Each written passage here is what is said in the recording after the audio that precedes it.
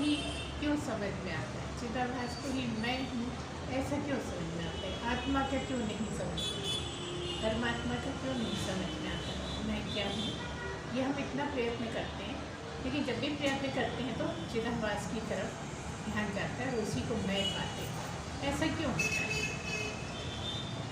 ठीक है, बोलिए। सच्चिदानंद भगवान की जय, सद्गुरुदेव भगवान की जय।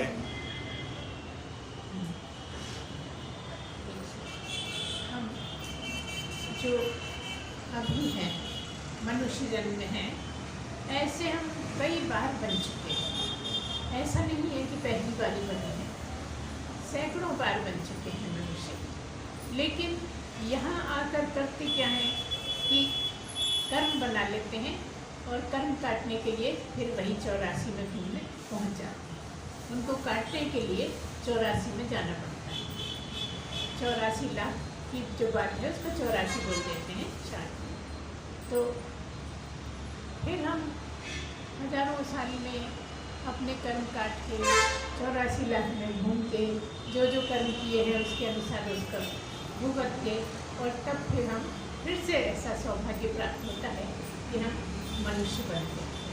और मनुष्य जन्म में काम एक ही होता है, बाकी सब आसपास के काम हैं, चारों तरफ के काम हैं, पेट पालने के लिए, शरीर के लिए। जितना भी कुछ करते हैं सारा शरीर से संबंधित है, क्योंकि भगवान ने ये भी ड्यूटी दी है कि हम भगवान के जगत को बनाए रखें, भगवान के जगत को आगे चलाने में मदद करें। इसलिए ये दूसरे नंबर पर आता है।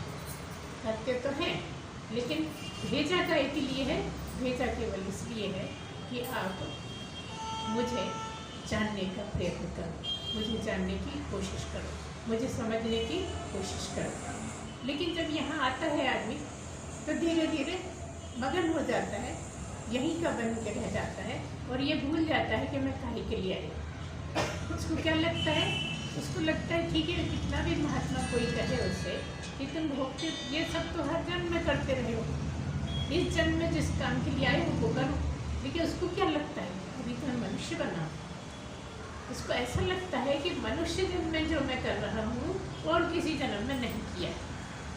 ऐसा समझ में आता है कि मनुष्य जन्म में ही ज़्यादा मज़ा है, जबकि हर जन्म में उसने मज़ा भी लिया है और सज़ा भी ली है ना। उसको सज़ा भी खूब डर के मिली है, और जब जो होता रहा उससे मज़ा भी खूब लिया है, क्योंकि कोई भी जीव ऐसा नहीं है जिसके जीवन में मज़ा ना आता। लेकिन मज़े के पीछे सज़ा भी है और कज़ा भी है, ये दोनों साथ साथ चलते हैं, एक के बाद एक का चलते रहते हैं।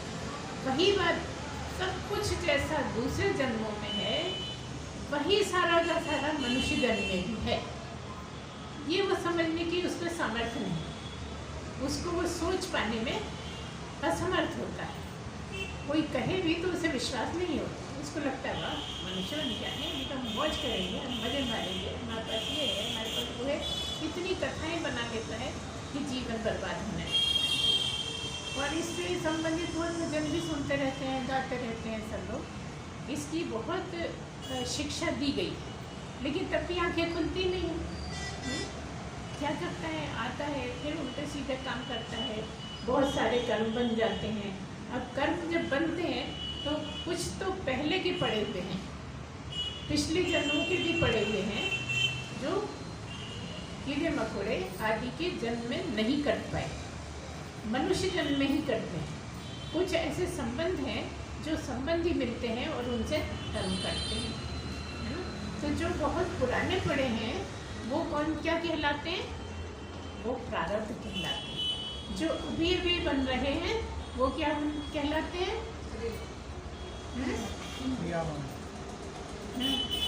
अभी जो बने हैं वो तो क्रियमाण, और जो संचित हो गए बनाए हैं लेकिन 84 लाख में नहीं कट पाए, संचित हैं, जो स्टोर रखे हैं वो धीरे धीरे आपके सामने आए और कटे।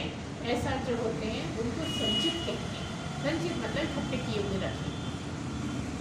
वो पिछले जन्मों के भी कभी के हो सकते हैं जब मनुष्य बना था, और इस जन्म के भी हो सकते हैं। अब कर्म करने की बात है, कर्म और किसी जन्म में नहीं बनते, केवल मनुष्य जन्म में ही बनते हैं।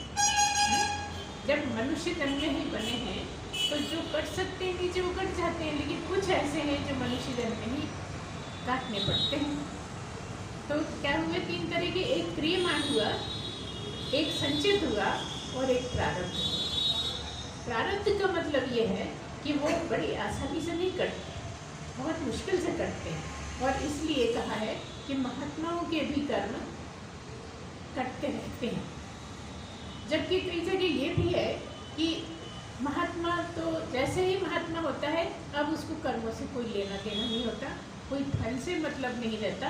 लेकिन हम देखते हैं कि बहुत से अच्छे बड़े बड़े महात्मा भी बहुत भुगतते रहे हैं, मरने से पहले बहुत बहुत तकलीफ उठाई है, तो उसमें कहीं तो लगता है साथ कि हाँ प्रारब्ध है और उसको भोगने के लिए ही शरीर बना है। उस शरीर जब तक बचा रहेगा, यदि महात्मा हो गया, काम खत्म हो गए, कहते हैं ना कि सब काम हो गए, अब क्या बचा, अब कुछ करने को नहीं रहा, लेकिन तब भी जिए क्यों जा रहा है?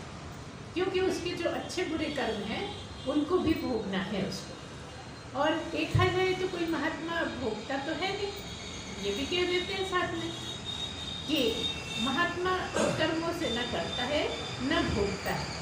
तो कौन भोगता है? शरीर भोगता है। महात्मा कौन है? जो बिना शरीर वाला है, जो आत्मा ही है, वो हो गया है, जो ब्रह्म हो गया है, ऐसा जीव रूप में जो रहा वो अब ब्रह्म हो गया है, वो नहीं भोगता। अच्छा तो क्या पहले भोगता था? पहले भी नहीं भोगता था, पहले भी भोगता शरीर ही था, लेकिन समझता ये था कि मैं तो बहुत भुगत रहा हूँ, मैं तो बहुत परेशान हूँ, मैं तो बहुत दुखी हूँ। हमेशा उसको यही लगा रहता था, क्योंकि उसको नहीं पता था कि मैं ये नहीं हूँ शरीर। इसलिए शरीर को मैं कहने के कारण वो ये समझता था कि मैं ही भोग रहा हूँ। तो क्या मतलब? दोनों ही नहीं भोग रहे, न महात्मा भोग रहा है न जीव भोग रहा है, लेकिन तब भी इसलिए भोग रहा है कि जीव मैं शरीर को मानता है। अब जब शरीर को मानता है तो मैं ही भोग रहा हूँ, और शरीर को ही मैं मानता है, इसीलिए वो चाहता है कि मजे ले लूँ। जबकि मजा जितना ब्रह्म हो जाने में है, जितना आत्म स्वरूप में पहुंच जाने में है, उतना और कहीं मजा है ही नहीं। सारे मजे ये है क्योंकि वो परमानंद की स्थिति है, जिसको जीव ने कभी चखा ही नहीं, जीव उसको जानता ही नहीं।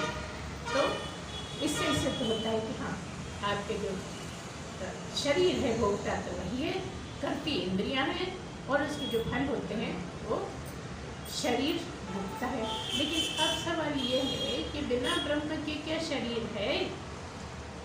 बिना ब्रह्म के क्या शरीर है? ब्रह्म है इसलिए जीव है, ब्रह्म के होने से ही जीव है। जब महात्मा कुछ खाता पीता है तो कहते हैं वो नहीं खाता, ब्रह्म खाता है, और कहते हैं मैं कुछ भोगता नहीं। मैं कौन? मैं ब्रह्म। तो इधर तो कहता है कि ब्रह्म ही मजे ले रहा, इधर कहता है कि ब्रह्म कुछ खाता नहीं।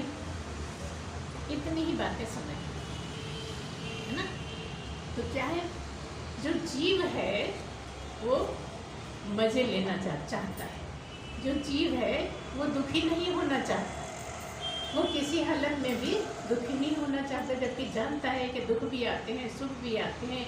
ये बहुत सागर दुख सुखों का ही है, ये जो इतने सारे दुख सुख पड़े हैं इन्हीं को भोगना है, इसलिए कह दिया कि भव सागर के पास जाना। ठीक है, अब जीव जो है वो क्यों भोगता है?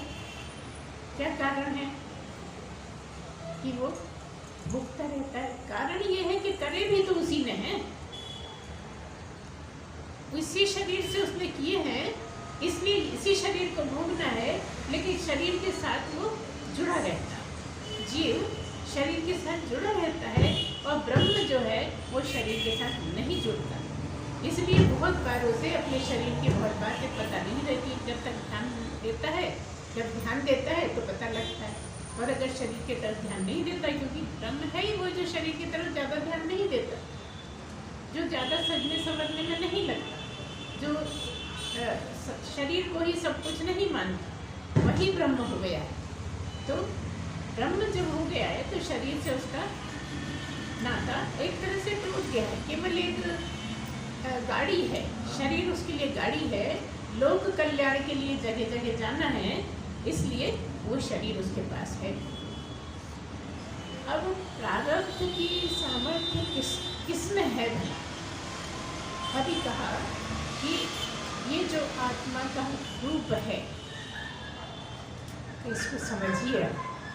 ये जो संसार है ये आत्मा का रूप है, लेकिन आत्मा का रूप नहीं, क्योंकि आत्मा का कोई रूप नहीं।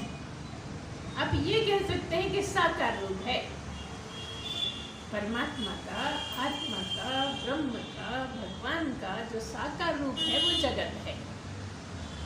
जो जगत है वो, अगर रूप की बात करते हैं तो की बात हो रही है, प्रकृति की बात हो रही है। और अगर ब्रह्म की बात कर रही है तो रूप से कोई तालमेल नहीं। ब्रह्म है तो रूप का कोई काम नहीं, स्वरूप की ही बात है। और स्वरूप को ही आप जानने बैठे हैं, स्वरूप को ही आप जानना चाहते हैं, लेकिन समझ में ये नहीं आता कि ये स्वरूप क्या है। कोई रूप तो हमें समझ में आता है, स्वरूप क्या है? जब रूप के पीछे बैठा है, जिसके होने से रूप है, वही स्वरूप है। रूप का कोई रोल नहीं है, रूप का कोई दम नहीं है, रूप का कोई सामर्थ्य नहीं है। सामर्थ्य तो उसके पीछे जो बैठा है ब्रह्म, उसका है। इसलिए जो रूप है वो जगत का है, आत्मा परमात्मा का रूप नहीं है ना। इसलिए प्रश्न का थोड़ा गलत भी हो रहा था कि आत्मा का जब रूप कहोगे तो वो सही नहीं है। आत्मा का स्वरूप है, ब्रह्म का स्वरूप है, तो जो आत्मा का स्वरूप है वो प्रकृति नहीं। प्रकृति जो है वो जगत का है, और परमात्मा का, भगवान का जो साकार रूप है वो जगत है। तो जगत को समझने के लिए आपको भगवान ने यहाँ पहले भेजा है कि पहले जगत को समझो, फिर ब्रह्म को समझो। लेकिन बहुत से लोग ऐसे हैं जो सीधे ब्रह्म को समझने की कोशिश करते हैं तो समझ नहीं पाते। पहले आप दूसरी, चौथी, छठी, 10वीं करो, तब फिर कॉलेज में जाओगे, है ना। अब आप सीधा ब्रह्म को समझोगे तो अभी तो आपको अपना ही नहीं पता कि मैं क्या हूँ। जब हो, जहाँ हो, वो क्यों हूँ, इसका ही नहीं समझ में आता। जब ये समझ में आए कि अभी मैं ये क्यों हूँ, मैं इसको मैं क्यों कहता हूँ, इसको पहले जाइए। और ये साकार रूप कैसे है जगत का, भगवान का साकार रूप जगत कैसे है, इसलिए इसको क्या बोल दिया, पूरा संसार को ही कह दिया कि भगवान का ही क्या है, विराट रूप है। सब छोटे छोटे हैं, लेकिन पूरा संसार परमात्मा का विराट रूप है। परमात्मा का रूप नहीं, परमात्मा का विराट रूप, परमात्मा का साकार रूप, है ना। तो परमात्मा तो निराकार है, निर्गुण है ना, निर्दोष है। जो भी आप जहाँ तक भी सोचे वो परमात्मा है, जिसके लिए कुछ आप कहने में न समझ पाते। क्यों ऐसा क्यों है? सब कुछ तो समझते हैं, परमात्मा को ही क्यों नहीं समझते? क्योंकि जब आप परमात्मा जितने पवित्र हों तो परमात्मा को समझ पाएंगे।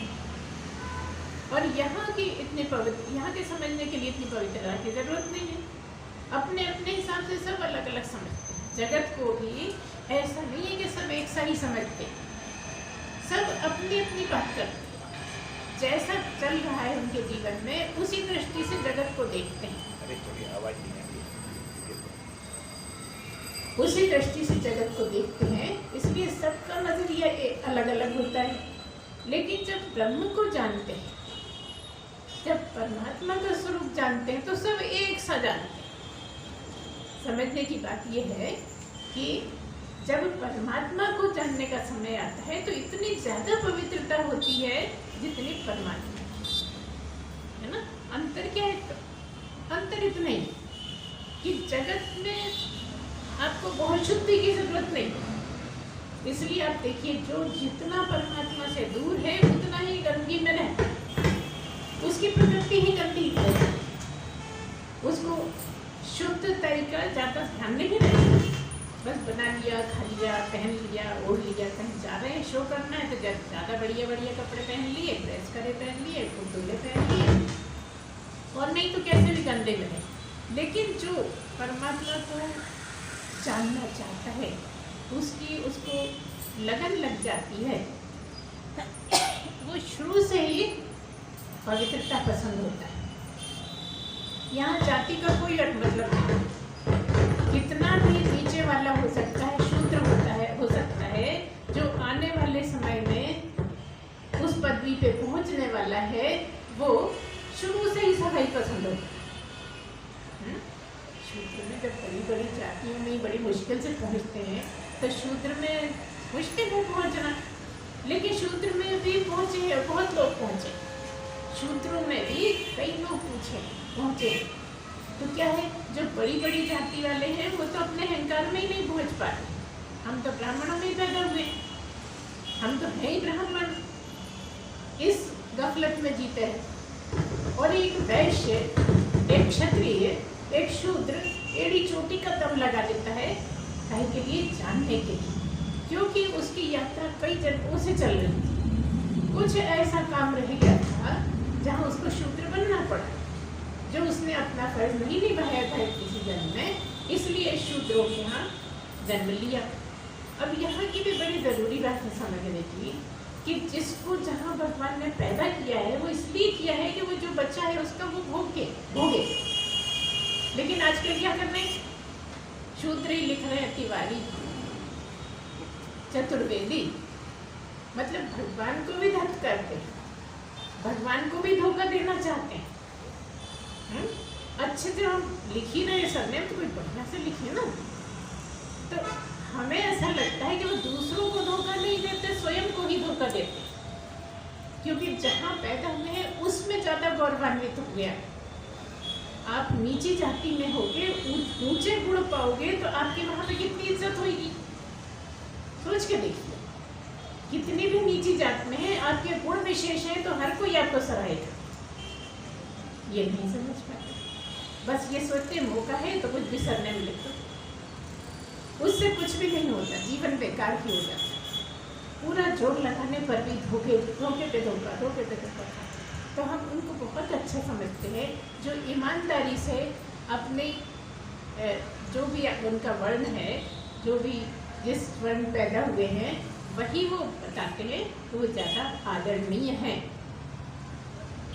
तो बात ये हो रही है कि ये फिर क्यों, कोई ब्राह्मण में पैदा हुआ, कोई क्षत्रियों में पैदा हुआ, कोई वैश्य बना और कोई शूद्र बना।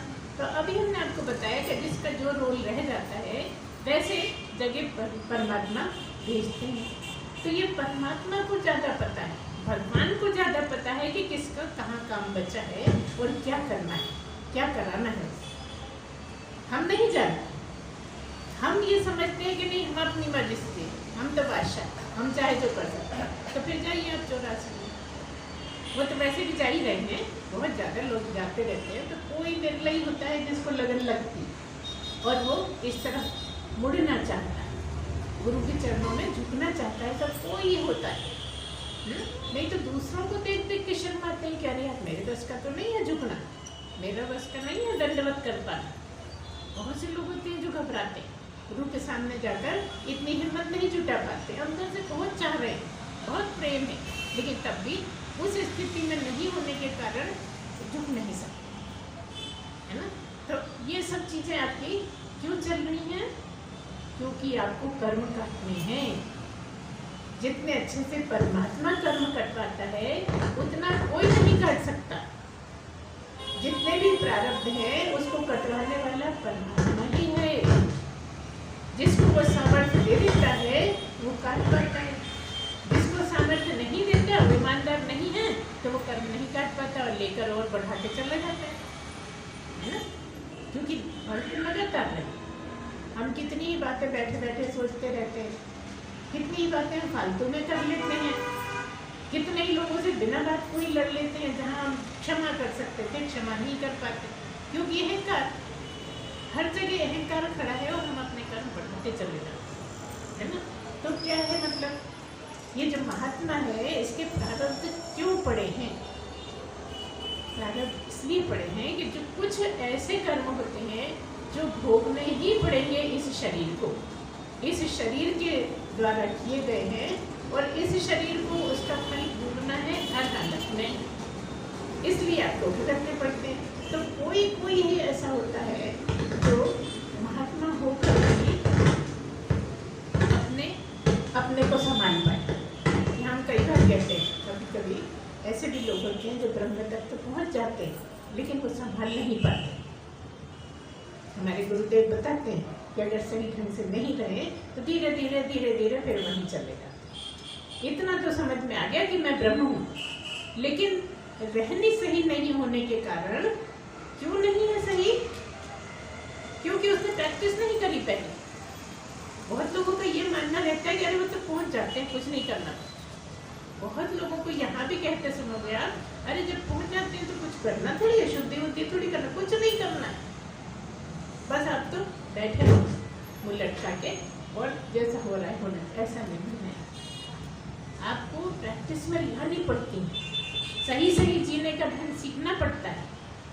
हाँ, ये हो सकता है कि कोई किसी में थोड़े कम गुण हो, किसी में थोड़े ज़्यादा हो, लेकिन कुछ चीज़ें ऐसी हैं जो हर एक में आवश्यक है ना, वो करना पड़ता है, सीखना पड़ता है, तभी आगे वहाँ पहुँचता है।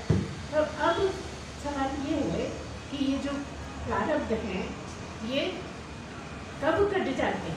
कई बार तो कुछ भी नहीं होता, कोई बीमार नहीं है, कोई हर्ज नहीं, कोई मर्ज नहीं, और तब भी जिए जा रहा है महात्मा। होते हैं ऐसे। तो ये क्यों है, क्यों जी रहा है? क्योंकि उसके द्वारा कल्याण कराना है परमात्मा।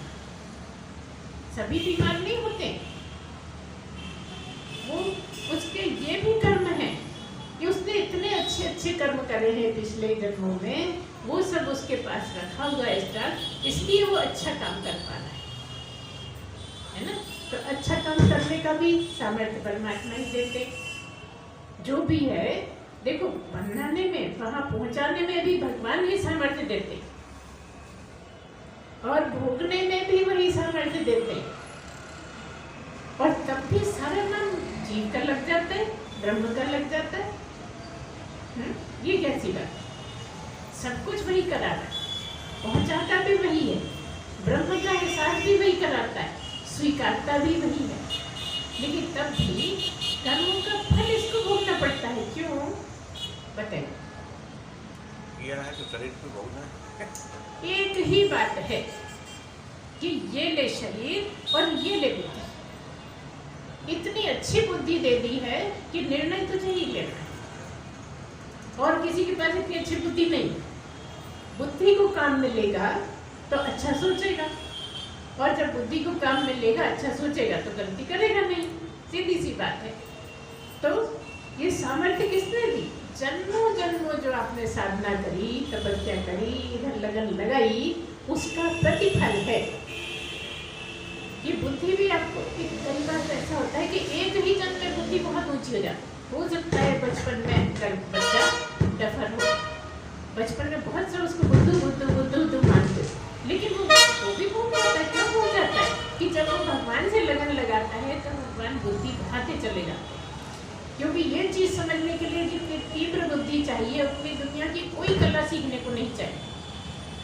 जितनी बुद्धि यहाँ जरूरत है, इसीलिए इतनी तेज बुद्धि मनुष्य को दी कि और कोई जानवर नहीं कर सकता, और कोई जानवर में ये समझने की सामर्थ्य नहीं। तो परमात्मा ने ही बुद्धि दी है। कितना भी बेवकूफ था, कितना भी बुरा था, लेकिन उसने लगन लगा ली परमात्मा से, और परमात्मा ने भेजा इसीलिए ये मेरी खोज कर अपने आप को जान। तो जैसे ही इधर मुड़ता है तो उसकी बुद्धि तीव्र होती चली जाती। क्यों? क्योंकि यहाँ बहुत एक्सट्रीम तेज बुद्धि चाहिए उन बारीक बातों को समझने में। देखो, एक तरह से तो आप लोग सब समझते हो जो सुनते रहते, लेकिन वहां जाके समझना कि हो ही जाना, उसके लिए कितनी तीव्र बुद्धि चाहिए। हर चीज का कितना ज्यादा ख्याल रखना, कितना कठिन है, ये अभी आप नहीं सोच पाओगे। कि कब सोच पाते हो? जब वो हो ही जाते हो तो इतना क्लियर हो जाता है, इतना क्लियर हो जाता है कि किसी तरह का कोई संशय ही नहीं रहता। और क्या लगता है, ऐसा लगता है इतना आसान था कि कोई चीज कोई ही नहीं आ सकती। क्यों लग रहा है? क्योंकि शुद्धि बहुत ज्यादा हो गई, पवित्रता बहुत ज्यादा हो गई, सही ढंग से चलने का तमीज आ गई। सही ढंग से चलते हैं, गलत नहीं करते हैं, अपने मार्ग में लगे रहते हैं, इसलिए आपको इतना ज़्यादा आसान लगने लगता है बाद में। जैसे ना तो मुक्त हूँ ना बंधन, ऐसी स्थिति हो जाती है कि ना तो बंधन है और ना मुक्त हूँ, क्योंकि मुक्त ही हूँ। बंधन हो तो मुक्त लगे, क्या मतलब? बंधन हो तो मुक्त लगे। किसी ने रस्सी से बांध रखा है तो खोले तो खोलने का एहसास हुआ। यहाँ तुमने बंधे हैं, जैसे थे वैसे के वैसे ही। पहले भी आत्मा थे, अभी भी आत्मा है, पहले भी मुक्त थे, आज भी मुक्त हैं। तो फिर काहे का बंधन और काहे की मुक्ति? तो करना क्या है? करना बस वो जो पहुंचने से पहले तक करना है, बस वही करना है। और उसी के लिए इतनी तीव्र बुद्धि, इतना श्रेष्ठ शरीर, सब कुछ जो दिया है भगवान ने, केवल इसीलिए दिया है कि तू अपने आप को निखारता चल, बुद्धि से काम लेता चल। क्योंकि जितना जितना काम लेगा उतनी उतनी तीव्र होती चली जाएगी। बहुत से लोगों को देखोगे आप, बुरा नहीं माने, जो ज्यादा सोचते हैं, ज्यादा सोते हैं, उनकी बुद्धि मंद हो जाती है। अच्छी बात है, तेज बुद्धि, अभी हमने बात करी ना, हो सकता है बचपन में एक बहुत बुद्धू बच्चा हो, बड़े होके तेज हो जाए। ठीक है, ऐसा ही हो सकता है बचपन में बड़ा तेज रहा हो, लेकिन बड़े होके बुद्धू हो जाता है, क्योंकि रहन सहन सही नहीं। रहन सहन से बहुत मतलब है। इसलिए कह दिया कि न ज्यादा सो न ज्यादा खाओ, न बहुत कम खाओ न बहुत कम सो, बिल्कुल न पतुला, सही सही ढंग से रहो तो आप वही हो। आप कोई खाने वाले थोड़ी, आप वही हो जिसको खोज रहे हो। जब आप वही हो तो समझने में ज़्यादा देर थोड़ी है, बस रहने सही हो जाए तो अपने आप आपका काम बन जाएगा।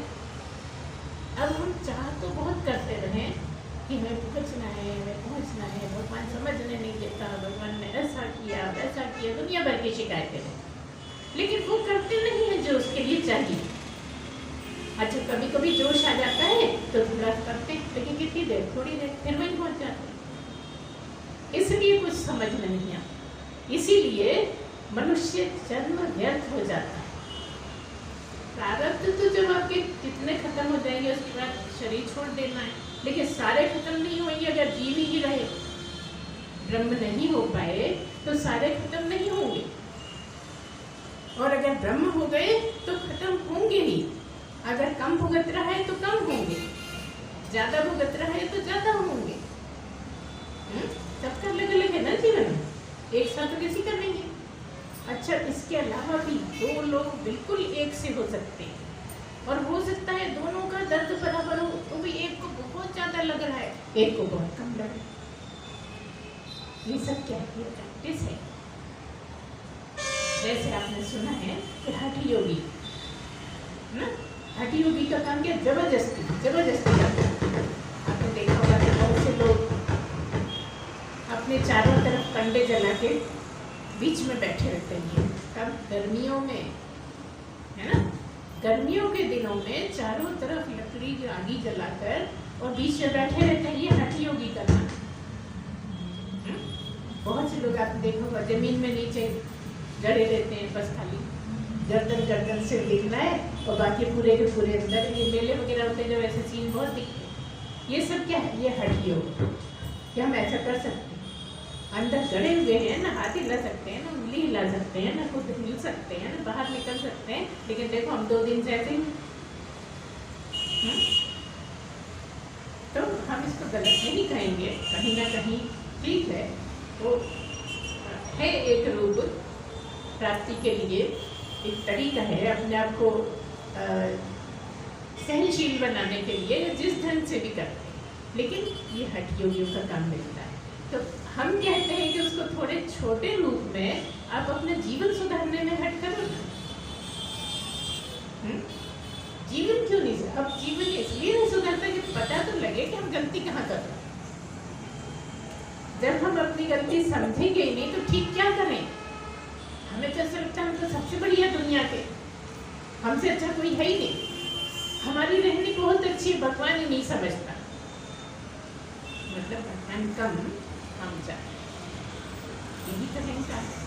और अहंकार ही तो बाधक है, हर जगह अहंकार ही बाधा डालता है। तो क्या कहा, कहा कि आप अपने आप को कुछ भी मत समझो। अभी जीव समझते हो ना, तुम तो जीव भी मत समझो। अगर आत्मा नहीं समझ पा रहे तो कोई बात नहीं, लेकिन तुम कुछ भी नहीं हो ऐसा मानो। अब स्वरूप में क्या है बताओ, आपकी नॉलेज में स्वरूप में क्या है, कुछ भी तो नहीं। जो जानता होगा वो जानता होगा, लेकिन हम क्या जानते हैं, कुछ भी नहीं। भाई रूप की बात करो तो हमें समझ में आता है, स्वरूप की क्या बात करें, हमें तो कुछ समझ नहीं आ रहा। आप भी स्वरूप स्वरूप करते रहते हो, भाई कुछ ऐसा तो बोलो कि हमें भी समझ में आए। होता है ना, सच्ची मन की बात चल रही है ना, कि सबको लगता है स्वरूप स्वरूप क्या है। रूप तो ठीक है, वो गोरा है, वो काला है, वो चपटी नाक वाला है, वो ऐसा है, वो वैसा है, लेकिन स्वरूप क्या है भाई। स्वरूप का विश्लेषण तो करो, पहले स्वरूप का मीनिंग तो बताओ।